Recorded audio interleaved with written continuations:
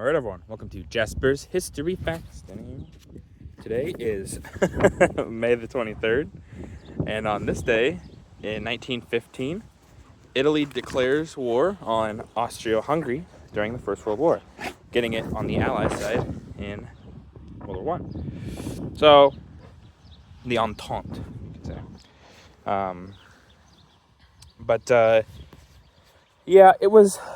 Italy was an interesting figure in this war, mostly because before the war they were in a pact with Austria-Hungary and Germany. Ow, Jasper. But they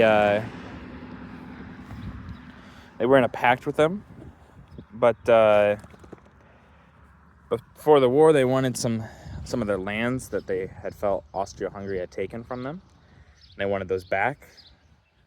And the Allies, the Entente, said, hey, if you help us, you can have those. So Italy said, okay.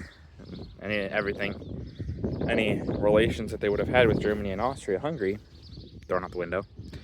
To a degree, I think Austria-Hungary should have just gave them to Italy.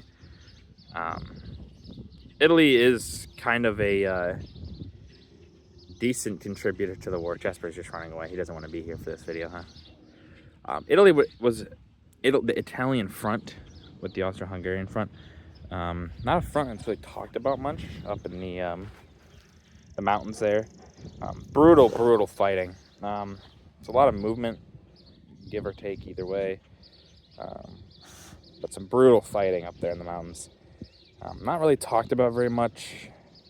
And after the war, Italy feels kind of shafted by the Allies. And to be fair, they kind of were. But that's why World War II, not so much on the terms with them as much. They don't appreciate them as much. It's kind of a factor that people talk about, but forget why so much. Because the fighting in the mountains was just that bad. But now you know.